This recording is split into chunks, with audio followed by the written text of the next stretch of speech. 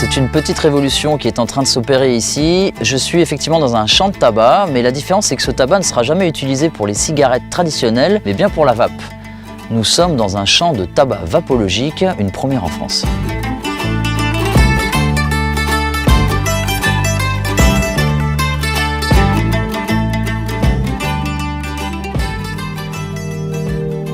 Alors ça remonte déjà, il faut voir le jour où j'ai découvert la cigarette électronique, c'était lors d'une soirée, et puis voilà, j'avais un ami qui avait ramené ça, et durant la soirée ça m'a épaté. J'avais réussi en fait, en lui empruntant son e-cig, à ne pas fumer de la soirée, et ça m'avait complètement bluffé. Et à partir de là, voilà, ça s'est enchaîné. J'ai commencé à m'enseigner un petit peu plus sur le matériel, sur les liquides. Et voilà, et quand on voit des proches qui arrivent à diminuer leur consommation ou carrément la stopper avec ce matériel-là, avec cet e-cig, on se dit il y a quelque chose à faire. Et c'est devenu une passion en fait.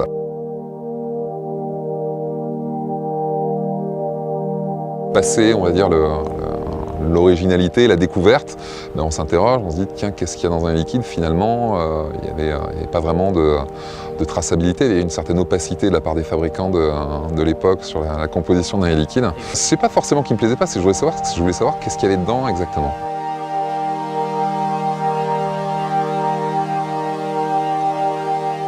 Je me suis petit à petit constitué un cahier des charges, qu'on appelle maintenant le cahier des charges vapologiques. Est-ce que ce liquide apporte une sécurité pour le consommateur qui va l'inhaler quotidiennement, peut-être pendant 10 ans, 20 ans, 30 ans? On quitte la cigarette classique pour une alternative qui a l'air plus sûre, autant qu'on soit vraiment sûr qu'elle soit sûre. Que le potentiel toxique soit le plus minime possible.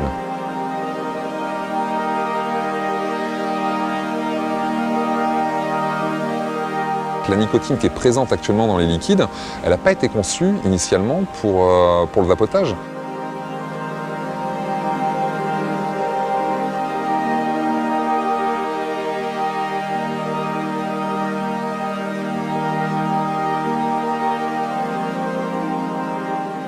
Alors la nicotine, c'est un alcaloïde qui est présent naturellement dans les feuilles de tabac, mais également dans les tomates, les aubergines, et qui a la particularité d'être un stimulant.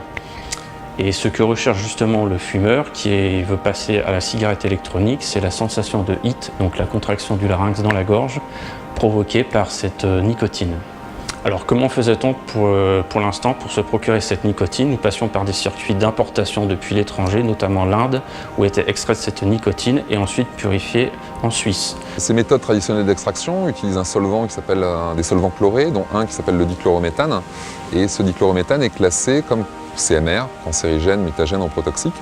On en retrouve une partie vraiment infime dans de la nicotine liquide pure, mais ça représente une impureté.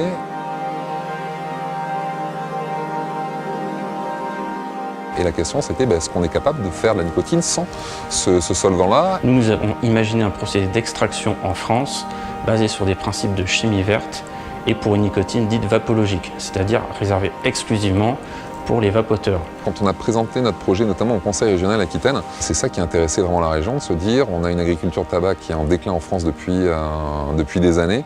Si on peut arriver modestement, avec une première expérience, à essayer de relancer cette industrie-là, en produisant du tabac qui soit non plus destiné aux cigarettes classiques, mais à la production de nicotine, donc pour une alternative à la cigarette classique, c'était quelque chose qui leur paraissait intéressant.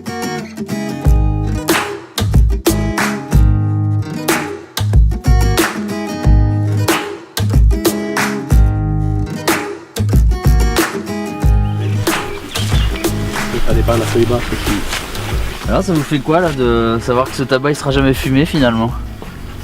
Non, ça ne fait pas grand chose, mais ouais. Ça fait comme des fumeurs. Ça fait c'est une autre. Ouais, mais c'est différent quand même. Là on est dans la vape et le tabac, c'est quand même des choses. Enfin, le tabac fumé, c'est quand même quelque chose qui c'est très différent. Oui. Mais ce qu'il y a, c'est qu'il est beaucoup plus épais en tissu déjà que l'autre. Ouais. Que celui qu'on a l'habitude de faire. On le voit par rapport à la couleur, par rapport au blond. Pour voir que c'est du brun, c'est pas difficile parce qu'il est plus foncé. C'est votre père qui à la base avait commencé cette activité de culture de tabac. Oui, c'est ça. Donc ça fait combien d'années en tout alors qu'on trouve du tabac sur ces terres? Il y en a toujours eu ici. Il y en a toujours eu, même le grand-père ici faisait du tabac. Il y a tout le temps eu du tabac sur l'exploitation. Vous avez été surpris quand on vous a appris que ce tabac-là, finalement, il allait servir à faire du liquide, là, le fameux liquide qu'on met dans les cigarettes électroniques. Ça, on a été surpris, oui. Ça, c'est vrai, ouais. Vous avez posé des questions. Des feuilles sèches, ressortir du liquide comme ça pour mettre dans les cigarettes. Ouais, c'est un peu mystérieux. Hein. Ouais. Alors, les procédés, depuis la graine jusqu'à la nicotine finale, sont, on va dire, divisés en 4 grandes étapes.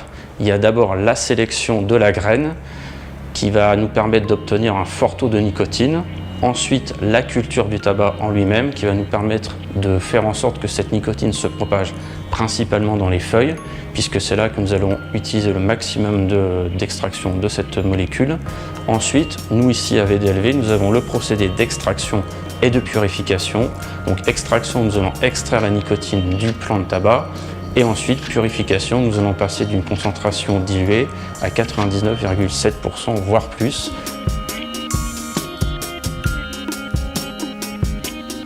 Aujourd'hui, le tabac qui est cultivé dans la région ou sur le territoire français en général est utilisé pour être fumé dans la majeure partie des cas, que ce soit pour du cigare, de la cigarette ou de la chicha. Ça a été un nouveau challenge parce que ça va un peu à l'encontre de la sélection actuelle dans le monde du tabac, où on a tendance à vouloir réduire la nicotine. Le tabac développé pour VDLV a la particularité d'être une variété très forte en nicotine. On est dans le domaine de l'innovation. Il est vrai que c'est une nouveauté d'avoir une demande particulière comme ça d'une variété spécifique qui va servir spécifiquement à produire de la nicotine. C'est nouveau, que ce soit en France et en Europe. C'est une autre manière d'utiliser la matière tabac, puisqu'elle n'est plus fumée, mais elle est en extrait, donc en l'occurrence là la nicotine, pour pouvoir produire des liquides pour la cigarette électronique.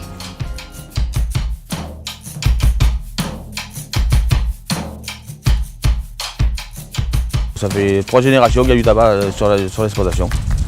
On a démarré avec du tabac brun, et après ensuite on a travaillé du tabac blanc, et maintenant on a les deux.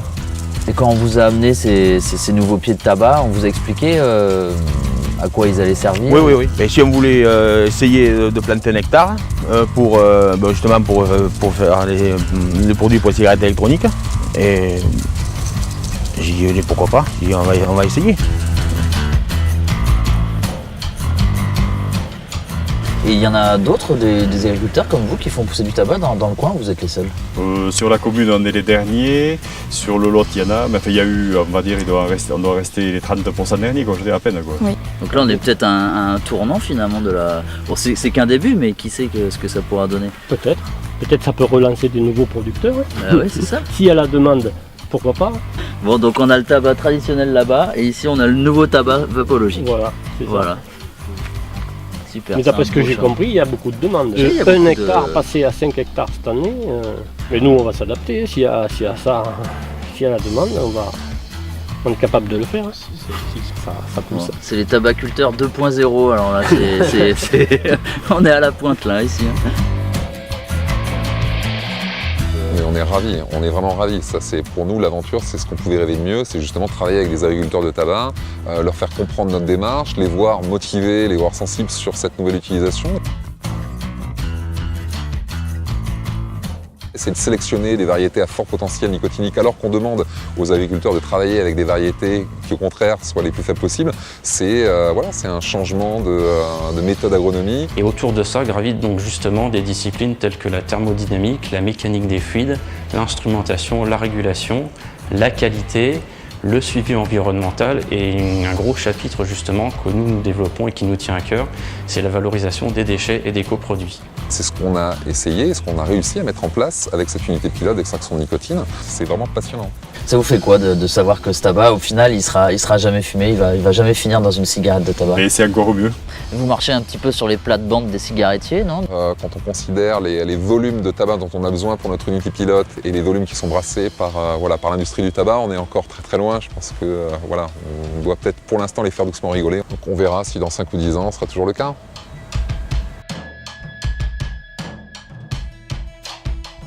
Si on se remémore cette soirée chez vos amis, la partie de poker à découvrir l'ISIG, et aujourd'hui vous êtes entouré d'ingénieurs, de techniciens, de designers, etc. Ça vous fait quoi On se dit c'est une belle aventure, hein. C'est une belle aventure, elle est fragile parce que on est sur un marché qui est complexe.